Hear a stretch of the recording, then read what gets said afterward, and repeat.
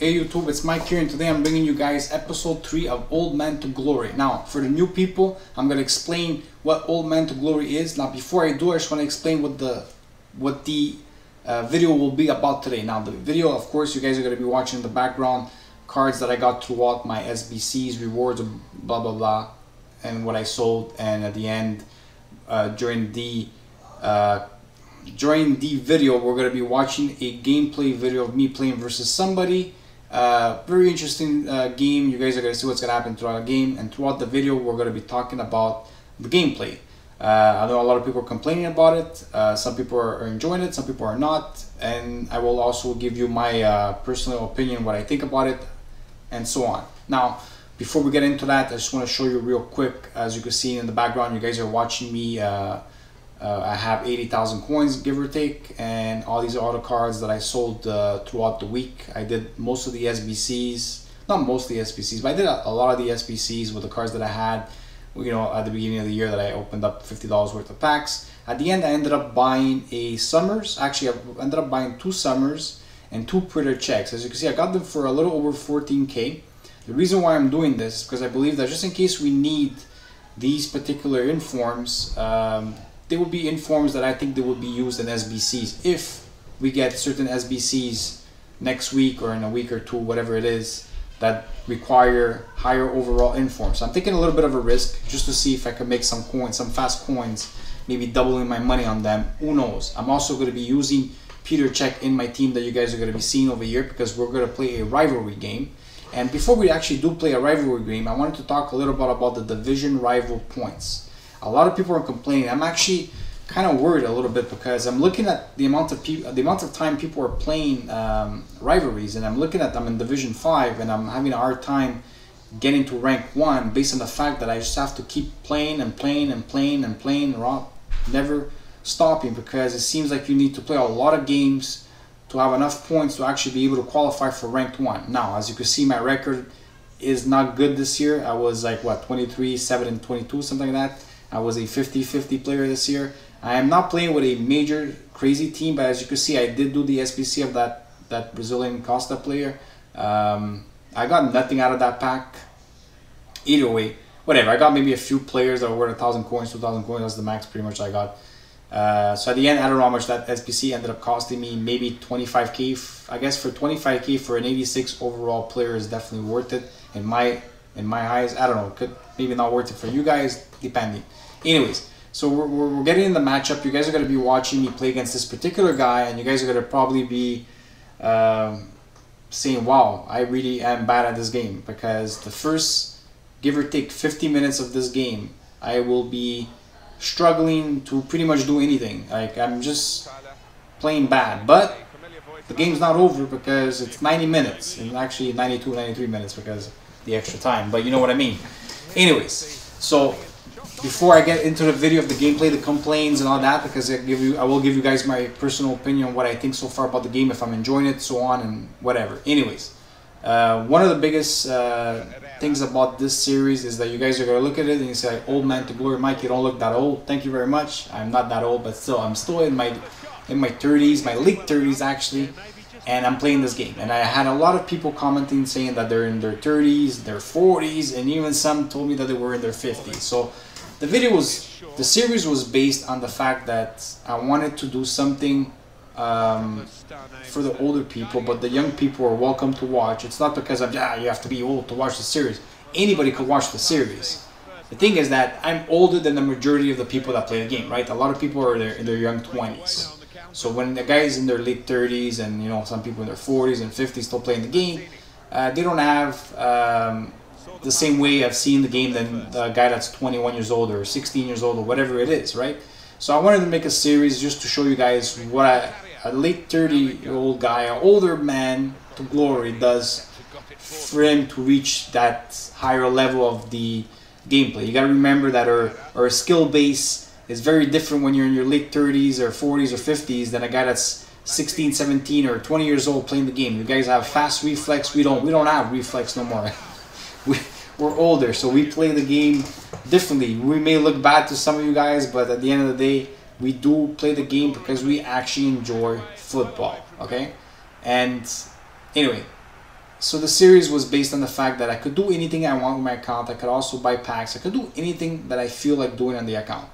The old man was just based on what I just told you there, was the fact that I'm an older person playing the game, and that maybe calling it old man to glory made sense. Hopefully you guys like it. If you don't, well then I don't know what to tell you guys. Anyways, so let's get into the my god, let's get into the video after 5 minutes of me freaking talking out of my mouth. I didn't want to say talking out of my ass. Yeah, I was trying to be more. I'm trying to be a little bit nicer now on YouTube, because I know that people are like, you're a fucking vulgar person. See, you know those words I'm just using, like the fucking words. Nah, I'm gonna try to tone it down so I could swear less, so younger people can watch my series.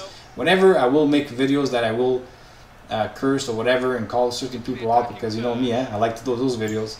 But anyways, to get into the video, as you can see, I'm down already 1-0 in this gameplay versus this guy that's actually a pretty good player, actually very good player actually, that unfortunately I'm gonna kick his ass at the end. Anyways, not because I wanted to spoil you guys, but come on, I'm not gonna show you guys a gameplay that I'm losing. I'm gonna show you guys a gameplay that I'm winning. Come on, you know, out of my 22 losses, why show you one of those when I can show you one of my 23 wins, you know? Anyways, so the point is the gameplay. A lot of people are complaining about certain issues of the game, okay? And before I answer that, talked about exactly about the complaints and all that, the number one question that you guys should be asking is, Mike, are you enjoying this game? And the answer, unfortunately, will be yes. And a lot of people are going to be surprised. Really, Mike? You're fucking enjoying this game? Yes, I'm actually enjoying the game, and I'm going to explain to you why I'm enjoying the game. Last year, I enjoyed the game to a certain point, and eventually I got completely fed up with it because there was too much BS happening in FIFA 18. To the point where the last 3 months, give or take, I did not play that game anymore. I didn't want to know nothing about it. I actually deleted it from my account. That's how bad I got fed up with that game, okay? So when FIFA 19 came out, of course I had the urge to buy it, and I bought it early access because, you know, I had the urge. So I had to play some football, because when you don't play football for like 3-4 months, you're kind of bored and you kind of want to play it. Not that I don't like playing other games, I do, but it's not the same when you're playing this game, right? You're addicted to this, you're addicted to it. You know, like a guy that's addicted to anything else, either drugs, sex, alcohol, whatever, you know what I mean? It's an addiction, gambling, anything. An addiction is an addiction, and this is my addiction. I like football, okay? Anyways, don't judge me. The point is, I'm liking the gameplay because it's different, okay? I think the gameplay is different, and I want it different. Like, if you heard me in my older videos from FIFA 18, you saw me complain a lot about, for example, make a new division, remove divisions, make a new ranking system, and they did. They made a new ranking system called Division Rivals, and it's good. It's a new ranking system, so I'm happy. Of course, you have to play a lot to be ranked very high, but still, it's a new ranking system, and I'm happy for it. And the games do feel more tighter. They actually feel more even. Maybe I'm a Division 5 player, I don't even know it. You see, I just found out this year that I'm a Division 5 player. Anyways, so the good thing is that we got that. The other thing is, you know, like, they made changes that are, you know, like the shooting. Some people may have not liked that. Some people are like, what the fuck is this?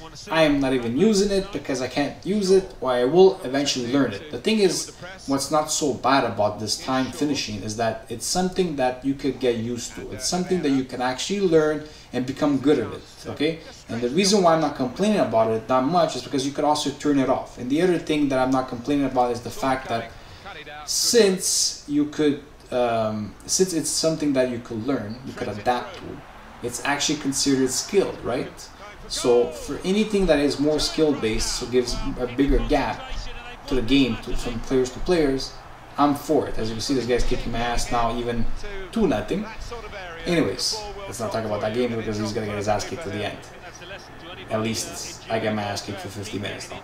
So what happens is that it's something that you could adapt to it and actually become better at it. So I'm for it, okay? What I'm not for is the AI defending.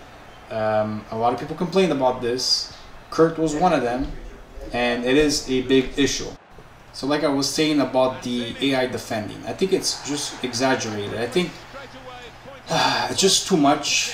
It doesn't feel right. Like I feel like the AI is just doing too much, and personally I don't like that. I feel like the AI needs to do something, of course, because you're buying certain players and they have certain overalls and they need to perform their rating, okay?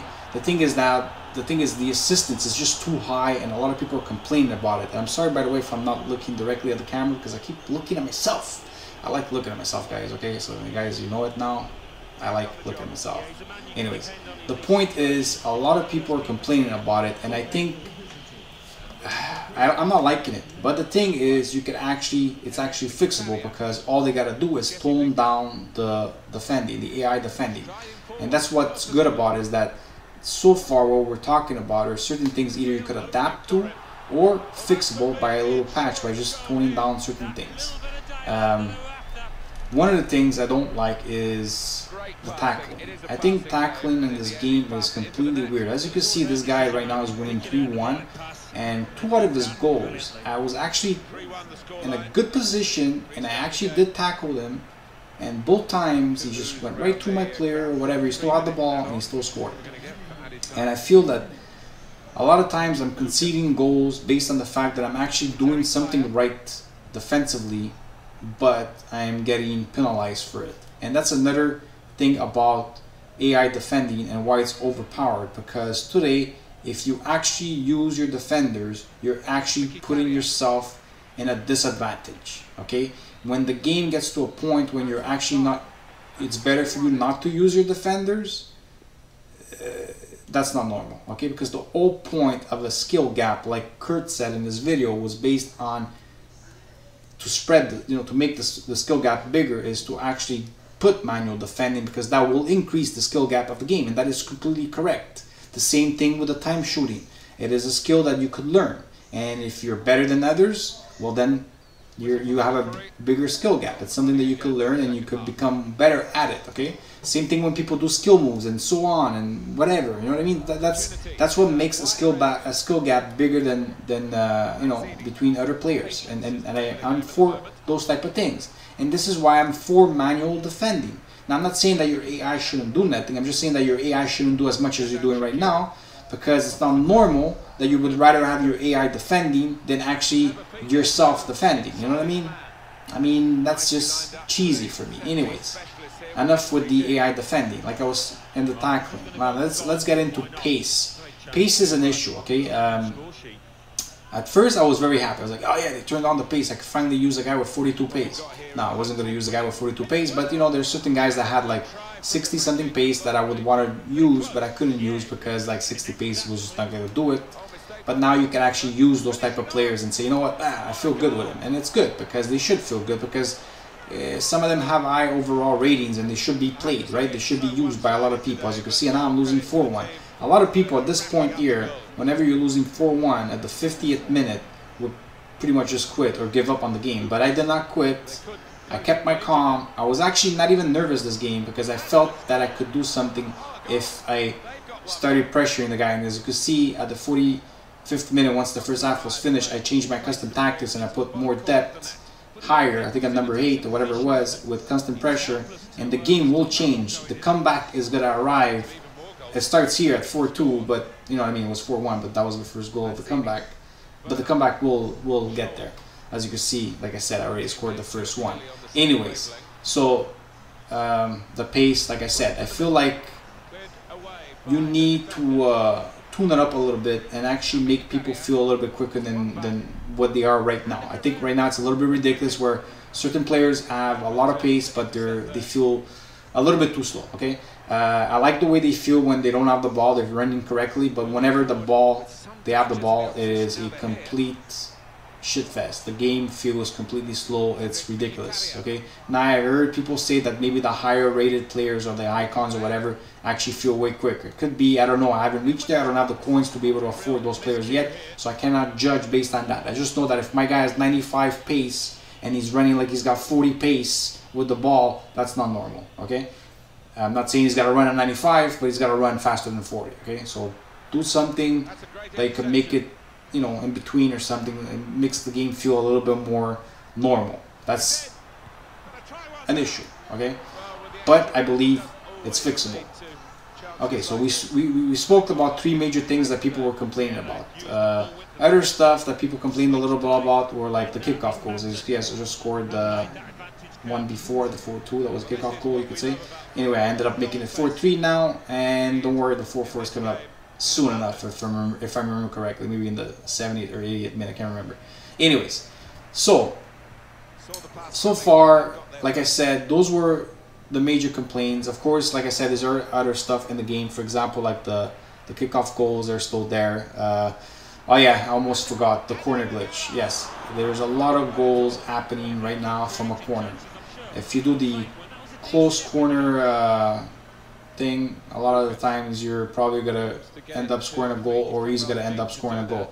The other thing is a lot of people are freaking out with all these bicycle kicks, all these volleys and so on, because there's a lot of crosses and a lot of like acrobatic finishings from these. I mean, it looks cool and everything, but I think it's just a little bit over exaggerated, where like Kurt said, for example, you have an easier way to score a a bicycle kick from a defender outside the box than actually a one-on-one on a goalie, and that's an issue. I'm sorry.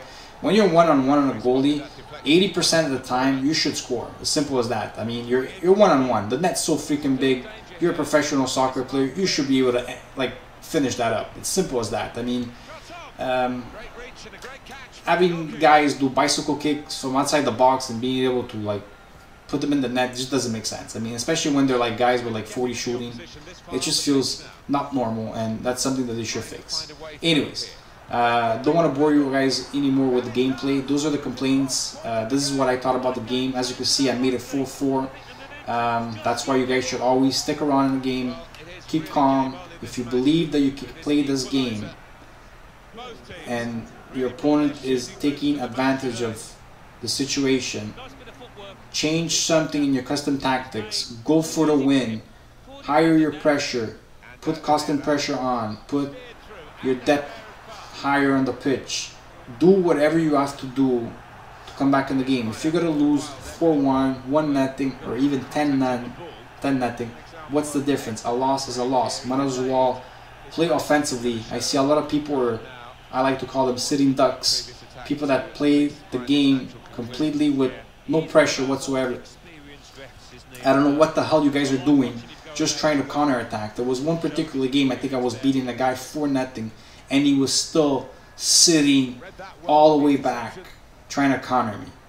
Like, come on, at what point are you gonna attack? Like, come on guys, and try to enjoy the game while you're playing it. This is the difference between me this year and last year, is that this year my mentality is different. I came in with low expectations about this game, and I said to myself, I don't care about my record. As you can see, look at my record. When you looked at it before, I was a 50-50 player, and that's actually very bad for somebody that last year was Gold 1, almost Elite 3 player throughout weekend leagues. To go to a 50-50, struggling to get past Division 5 because I keep winning one, losing one, winning one. I'm not going nowhere. I'm making the points, but I'm not going nowhere. As you can see, I finally made the comeback. It is 5-4. He's losing 4-1, guys. I scored 4 consecutive goals from the 60th minute to the 80th something, whatever it is. What is it, 82nd minute, I think? Anyways, so the point of the video, of the gameplay, was to show you guys that comebacks are real. The 45th 90-minute goal, 45th minute goal, I would say, is actually not really there that much anymore. But I do feel like comebacks are in the game now. I mean, I had a couple of games where I've won by comebacks and a couple of games where I've lost by comebacks. And I mean, when I mean comebacks, I mean being down at least 2-0, not being down by 1 goal, but at least by 2 goals and getting beaten towards the end of the game. Okay, so it's happened a few times where either, like I said, I was leading or my opponent was leading and the game turned around in the last few minutes of gameplay. Okay, as you can see now, nothing's gonna happen, not to spoil it, but this will be the ending of the game. It will be a 5-4 game. I will win it 5-4. But the thing is that I feel like there's something towards the end of a game, or at least sometime during the second half, where your team, if they put constant pressure with more higher depth, they start to come back in the game, and your opponent, even if he's playing with higher pressure, whatever, I feel like his team just starts to get like tired, or they start doing weird mistakes.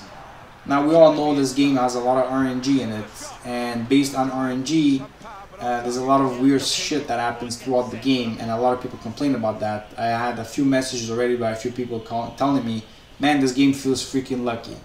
And I agree with that. Like, some of these games feels like it's just based on whoever got lucky that game, because I always said it, whenever you're playing somebody at the same level as you, you know, there's that pay to win factor, where if we're the same level as player, skill wise, and you have a better team than me, you probably have that edge to win the game based on your team.